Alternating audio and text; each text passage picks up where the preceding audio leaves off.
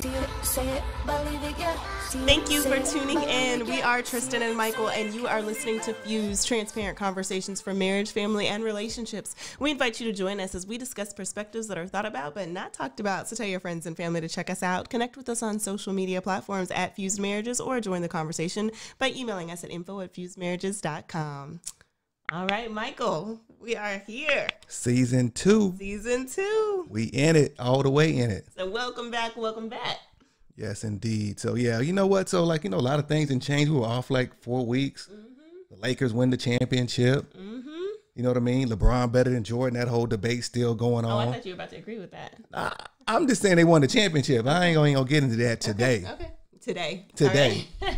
You know what I mean? The Dodgers. We got the World Series going on right now. No, there's a lot of stuff going on. A lot going on. President. Going on in sports, people starting back. Yeah. It's election time now. Yeah. So. Couple of debates. Yeah. People probably watching that. Yeah, I hope so. A little entertaining. It's not supposed to be, but it is. It's interesting. So, but we're back. But we're back here with Fuse for season 2. So thank you for being here with us. We are excited about what is coming up on the broadcast. Check out our platform at Fuse Marriages, any of social media. Check us out online, fusemarriages.com. You're going to see a lot of new content. Yes. There are just some really great things coming up that we're really psyched out about. Yeah. But today, what are we getting into, Mr. Coulter? Today, we're going to jump all the way in on the very first episode of season 2. Okay, let's get into it. We're going to talk about marriage being like a surfboard.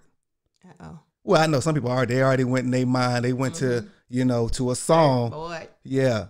Yeah. I'm grinding on that. Okay. They went to that. So they went to that. Well, I mean, it's kind of close. So it is kind of close. I'm just saying the title, but what is it? What is it? What are you talking about? And there's nothing wrong with that, but we're not going to that. But like, it's more or less, we're going to talk about how the techniques of surfing relate to marriage.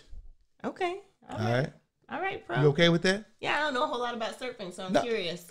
Me either. I was just doing some casual reading. They came across, I'm like, hold on, that kind of relate. So if y'all track with me a little bit, track with us. We'll try to see if we can we're willing. If we can ride that wave. Oh, you know what I mean? We can ride that wave. You too much. We can try it. All right. So what's going on there? All right. So like when I was reading this about surfing, right? They said the very first thing you got to get, you got to actually get a board, right? Okay. You got to go buy a surfboard. Gotcha. And the thing they said that, you got to make sure that surfboard has a good center of gravity. Okay. I'm like, okay, that's what I said. Okay, in my head, a good center of gravity. Basically, they're saying that surfboard has to be able to handle your weight in a very convenient way. Okay. Okay. Very simple. Yeah, makes sense. It makes sense. So similar in a marriage, we're going to tie this all in. Come on now. So similar in a marriage or a relationship, it could be any kind of relationship, somebody could be dating, what's that, any other. Mm-hmm. Your board is supposed to carry your weight as you surfing and balance you. It shouldn't be fighting against you as you trying to surf. Okay. So as in a relationship, you looking at me like, Okay. All right, come on now.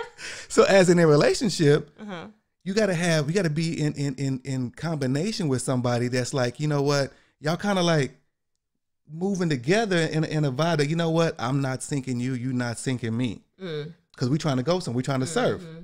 Yeah. What do you think about that? Yeah, I think that's good. So we're saying like the waves, the water is life, right? Okay, I can go with that. Yeah, let's like that. I'm trying to glean from you. No, you doing it then. So the water is life. Yeah. And we kind of in this thing together. Like we're a team. I've heard a lot of people, like when you watch like a lot of like sports, even if it's skiing or surfing or those kinds of things, like you have to almost become like one with that thing or cycling, any of that. Like it's like this has to almost be an extension of yourself. So if you relate that to the relationship, hey, we're in this as one team, as one thing together. So we can't be in opposition. Like you can't be trying to go one way or the other way, because that's how you have crashes. Your board goes one way, you go a different direction. You're 100% right. And that in relationships is the same thing. Like, hold on, if you trying to go one direction, we go another direction, that's not going to work out. We're not going to be riding this wave together. We're not going to be able to do life together. So I'm feeling that. No, right. So like, and even prior to even, trying to do this together, which we definitely, that's the whole goal. It's like, you got to pick the board. So you got to pick the right board. Right. There's a choice. There's a choice that has to be made, right? Of say what board I want to get, right? So you have say, some boards are wide, some boards are long, some boards are, but you're trying to find one that's going to balance you out and y'all balance each other out the best. See, that's interesting because when this can kind of go to a conversation about dating, because a lot of times I've heard a lot of schools of thought about dating and what you're supposed to do and what you're not supposed to do in dating. But if you think about it, like there might be a good board, but that board might not be for that surfer. So if we relate that to relationships, not every person that you date and it doesn't work out means that they're a dog or the enemy. True. It's just like they could be a great person, but not for you. And I think a lot of things happen in relationships, especially if you get your heart entangled in this relationship, that you feel like, hold on, this was supposed to be it. Maybe we jumped there too quickly. Yeah. You know, maybe instead of like, okay, let's kind of see this thing out. And I'm not saying that there's anything wrong with stating your intentions. Hey, I'm trying to get the right board. Nobody goes into a surf shop and says like, I don't really want a board. I'm just going to look at all the boards and I have money to buy a board, but I'm just going to kind of stare at them. Like, you're not going to get good customer service because they think that you're there to buy a board or buy shoes or whatever it is that they sell. So I think almost the same way about relationships. Like, hey, it's fine to state your intentions. Look, I'm really interested in a long-term relationship. Now, it's not to put pressure on that, but if they're not on the same page, they like, you know what, we just trying to kick it. I just want to like do life. Y'all might not be the board for you. So I put that out there just to kind of frame the conversation so that when you're going into a relationship, it's intentional. And it's not just relationships. I feel like everything that we do in life should be intentional, and because it's a motivating factor. And then when it starts going off, you like, hold on, here's my center. This is where I was trying to go. This is where I am. This is not working out. Because in relationships, you can kind of start out going thinking that you're going the same direction, but you've never had, we talked about this last season, that DTR, that define the relationship conversation. Yeah. So you've never had that. So you might be thinking, man, she's the one, she's it. And she's like, I just think he's real cool and I like him, but I'm not really trying to hook up right now. I've got work, or I've got school, or I've got kids, or I've got other things. And that can be heartbreak just because you didn't have a conversation about the intention, just because you weren't balanced when you were trying to figure out, okay, is this the board for me? Because even that, when you're picking a board, I have watched surfing and I've watched surfing movies. I am no surf pro. So those of you out there that are really into surfing, forgive my analogy. But when you look at the board, I always see them like kind of pick the board that they like. It could be the color. Yeah. It's not just like the balance thing, but aesthetics does come into it. Like, what do you want it to look like? That matters. I don't know why it seems like people think that that's just something on the back burner. It matters that you're attracted to the person that you're with. And it doesn't mean that they have to be a specific body type. Like there's all these magazines that say like the sexiest man in the world or the most beautiful women, top 10, whatever it is. I don't think that that's necessarily critical, but I do think it's important that you look at your person and be like, that's mine right there. He can be husky, he can be skinny, he can have long legs, short torso, long torso, bald, have a lot of hair. But if you look at that person, you're like, she's it or he's it, then I think that chemistry is important. Just like when you see that perfect board or that perfect pair of skates or that perfect whatever, you like, man, I love people do that with cars, man. Yeah. Love that. You feel it. Yeah. So I agree with you that finding that balance is holistic. It's, making sure that you're partnering with it. But what are your thoughts? Keep on going. I want to hear more about the surfboard. No, you were just mentioning, I was just hearing what you were saying about the balance piece. They kind of reference that center of gravity, right? Because it's like if you think of like a pendulum, how like it just sits and without rocking one way or another. Mm-hmm. They got this term in surfing called purling, when your nose goes too far in the water, or corking when your back end goes too far in the water because the center of gravity is off, right? And it's like you're laying on this board trying to get there, or standing on this board, and it's like it's purling, and it's causing your nose, and you really can't go anywhere, or it's corking, or your back end is going off. So you're 100% right. That balance or center of gravity piece is like when you're trying to find, I think, like the right partner, is like you got to understand, okay, does that person bring me some balance? Yeah, that's big.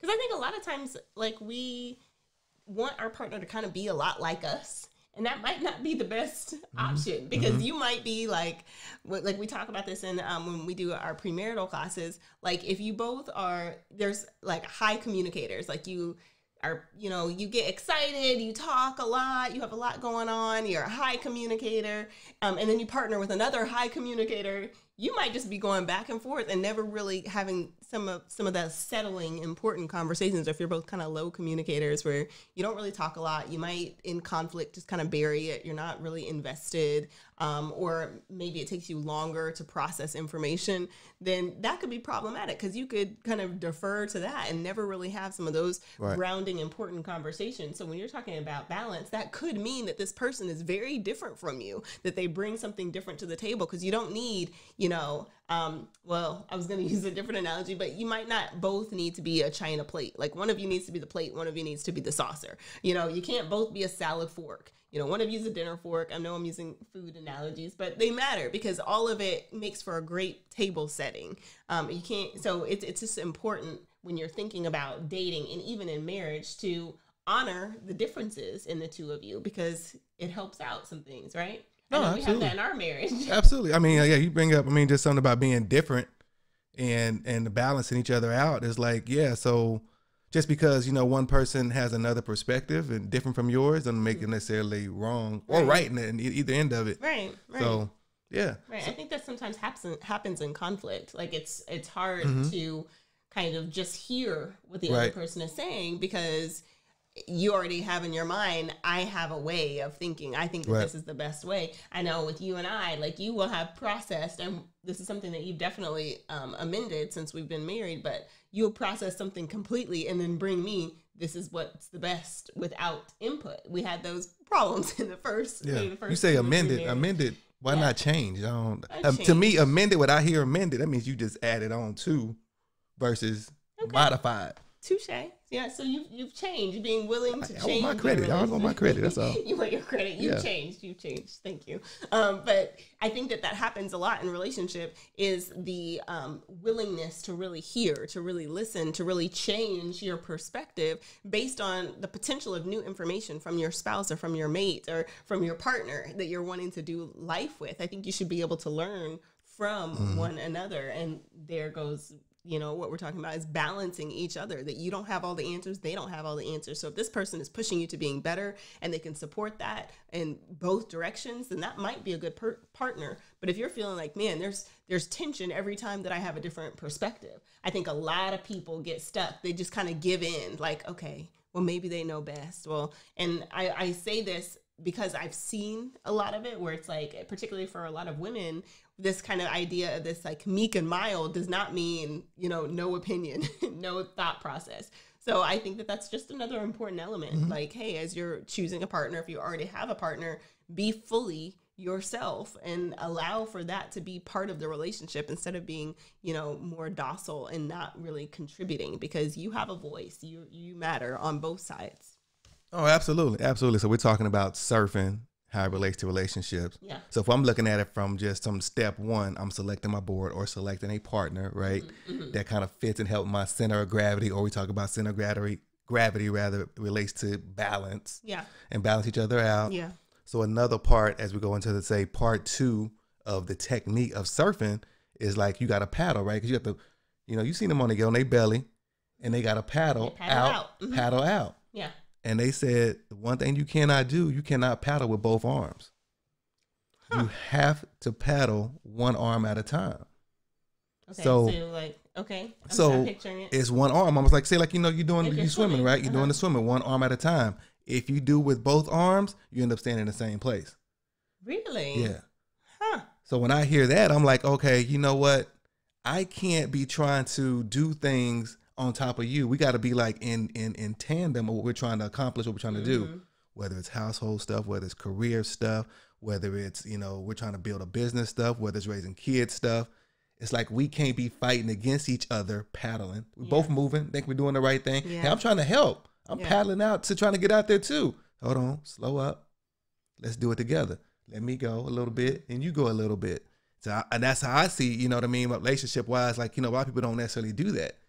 They're both trying to push, but they're still in the same place because both of them are pushing too much.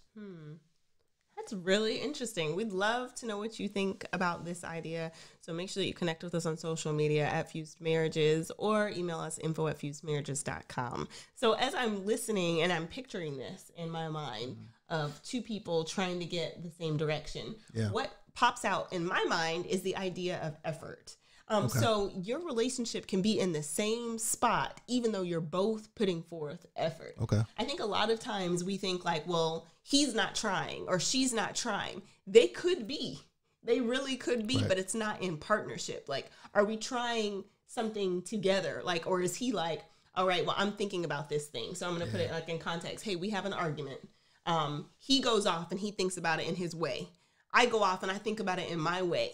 But we don't know how the other person is thinking about it. So then I'm thinking he's being neglectful and he's thinking I have an attitude, because we're not really having this joint effort put towards this common goal to resolve the issue. And I think that that can happen in any number of situations. You can have conflict over kids, like you said earlier, or over household responsibilities, or over money and finances. Hey, we got bills to pay, but we also have, other things that we need to provide for today besides just the bills. So you can be putting forth a lot of energy and a lot of effort and still not going anywhere because you're not really in partnership with how we're going to put forth this effort. So I think that that's just a great example of that idea of paddling, because I really genuinely think there's a lot of people that listen to us that are married, that are saying, hey, I really want a successful relationship. I really want this to work out. But we just can't seem to click. And maybe it's just because you need a better plan. You need to say like, okay, how are we going to do this? We're going to put in the effort, but what is our ultimate goal? What is it that we're trying to accomplish? And what do those steps look like to get there? No, absolutely. I think you got to come up with some kind of plan together, right? In order to figure out, okay, what works best for us, right? Just because I have a way of doing it may be fighting against how you want to do it. So then if we're trying to get somewhere together, we're fighting against each other, trying to get to that same space, right? And then we're frustrated because like you doing what you doing, I'm doing what I'm doing. We're like, we both trying to do something, but it's not allowing us to get to the place we're trying to get to, right? And like I was just also reading in the surfing, it's like they said one of the main things you have to do when after you're actually trying to paddle out, you got to be calm. You got to remain calm. They say if you get too like tense or whatever while you're on your board going out to the wave, you ain't on the wave yet. You're trying to get to the wave. So you're in the process of getting there. If you get too kind of like tense on your board and get too worked up and not calm, you end up tipping over on the board, corking, just because your center of balance is off, and then you end up basically you miss the wave. So like to me, I'm like, man. So like a lot of us, myself included, is like, trying to figure out how to remain calm in a relationship, right? Even though you're working and you're really striving and pressing hard, it's like, but you still got to have some kind of calm. Yeah, that's that peace that you need. Yeah. That peace in a relationship. So your relationship should be a safe place. That's one of the things I'm hearing right now, that it should be a place where you can have healthy conflict. It should be a place where you can have great conversation. It should be a place where you can plan and grow and move forward together. It should not be a place of contentious conversation. It shouldn't be a place of consistent arguments or verbal battering. It should not be that. And sometimes I think what we're talking about when we're talking about balance and we're talking about having these kind of important dialogues of how we're going to get somewhere, I really find it interesting that some of those conversations can be so hectic, and it cannot start that way. It can start well intended. And I think it's just important that we continue to see them as our partner, continue to see them as somebody that wants us to succeed. We're trying to get there together, and having those important dialogues. For example, talking about money. Money is one of the foremost reasons that people get divorced. So having a safe conversation about finances in the beginning of your marriage, in the middle of your marriage, every month of your marriage, on a regular basis, having a conversation about financial literacy. How are we going to approach this month? What do we need to accomplish this month? And not seeing it as this is mine and that's yours. You spend yours however you want because I'm taking care of mine. That's not going to be a healthy marriage or relationship. But if you have a conversation, okay, this is how we are going to do this thing. Because as you're talking about, some things are just fundamentally important for you to be on the same page about consistently, and because you both, hey, I'm saving over here, you're saving over there. But if you don't have that conversation, when I spend $30 on, dinner and you're saying, why did you do that? We got hamburger helper in the pantry. Then hold on, we trying to put forth effort, but you're not seeing mine and I'm not seeing yours. And then we're having arguments about things that maybe we don't need to, had we had some of these important conversations, had we had some conversations about balance, some conversations about how we're going to put forth the effort to get to the goal, how we're really going to come together on this thing and not, tense up and have no peace and be frustrated and be angry. Because I really think at the very bottom line of, I can't speak for every divorce, but at the very bottom there's no peace.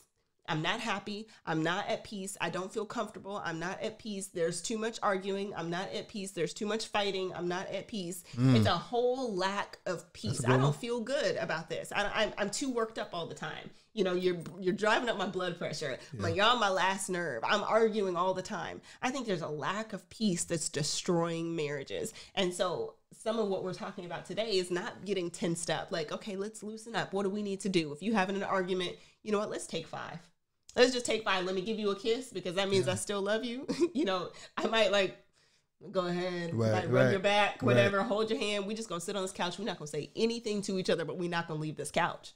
We're just going to sit here for 5 minutes and we're going to watch football or whatever it is that you watch.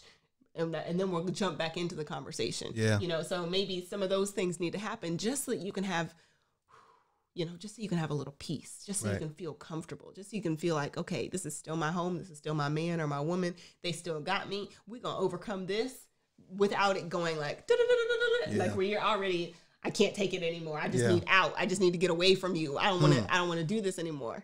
Because that's what happens. You get to that, I don't want to do this anymore. This happens every time. We always argue about this. And then it becomes the always, never, can't, won't, shouldn't. And then you shut down. And then what is there, Yeah. So that's my thoughts about that. No, you got. I'm trying to figure out where to start on what you were saying. I'm like, okay, I go with the with the back end of it about the peace part of it. It's like, I think in order, we're trying to find a solution here, right? If somebody's like, they say they don't have peace in their relationship or their marriage, it's like, I think the first thing that person has to bring peace to the table. If you don't bring peace to the table, you're probably not gonna receive peace back. So in order to kind of like try to diffuse. Now that person can be whatever in their whole little world and how they actually respond back. Right. But if my goal is to get peace, I got to bring peace. And if I don't bring it, then can I really expect it back? If I come at you like, why come you didn't do, hold on, I already right there. You're not bringing, that ain't no peaceful tone or peaceful situation. How you trying to even set the stage for it? I think a lot of people, you went back talking about communication and talking whatever. I was like, thinking about that, I'm like, you know what? A lot of people, either you can't talk to them, right? Or you don't know, the other person doesn't know how to talk to them. So like, if I'm trying to deal with somebody and either they're not able to hear what I'm saying because they just don't listen, or I don't have the capacity or the words to really communicate what they need to hear, what I'm trying to say.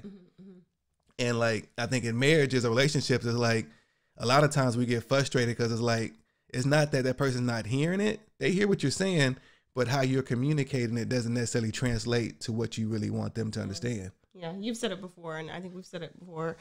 Tone, timing, and delivery, are all very important, but also learning your partner, because this is not something you're going to know through dating. This is not something you're going to know in year 1 or year 2, because we're all ever evolving creatures.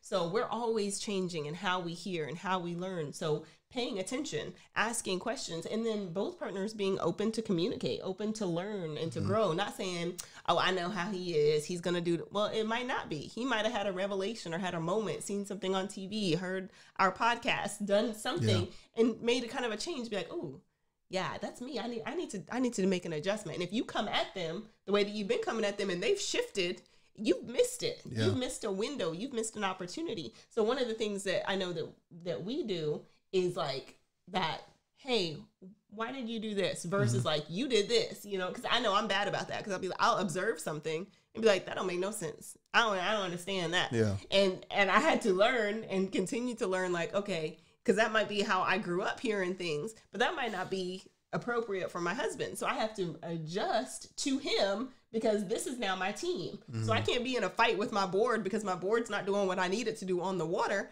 I need to be like, all right, what do I need to do? How do I need to adjust so that we can work this thing together? So we can, because we haven't even got out to the wave yet. Right. Right now, we just talk about getting to the wave. You know what I mean? Man. So, and there's a lot to like say. I have a successful marriage.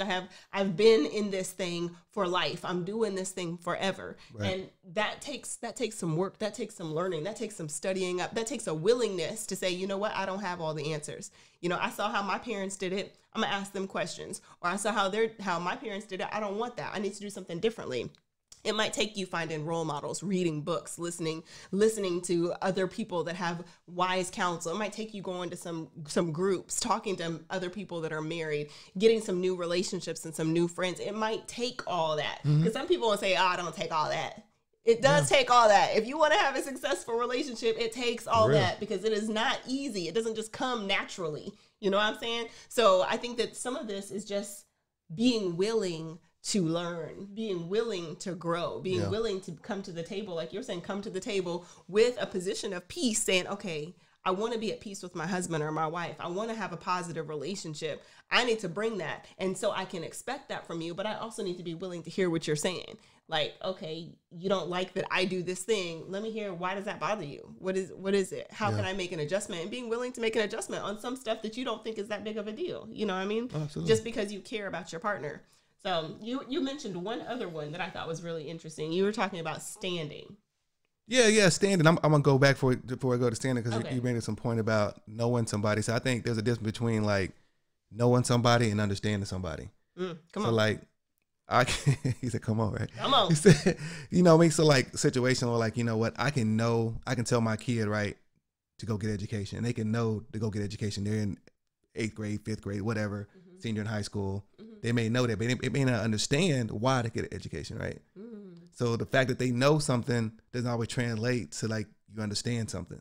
Wow. And I think most people in this world want to be understood. Yeah, that's so good. When you're talking about relationships and taking time and this, that, and the other, as far as building it, it's like, yeah, to know them is one thing, but to understand them is something else.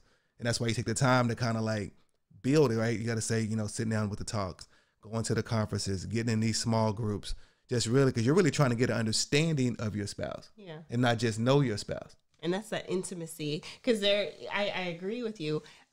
When Michael and I first got married, he had this bowl that he would eat his cereal out. He still has this bowl and eat cereal out of. And I never understood like this bowl, but I knew, going to back, we were saying, I knew this was Michael's bowl. I didn't cook out in this bowl. It was just a big bowl that he had.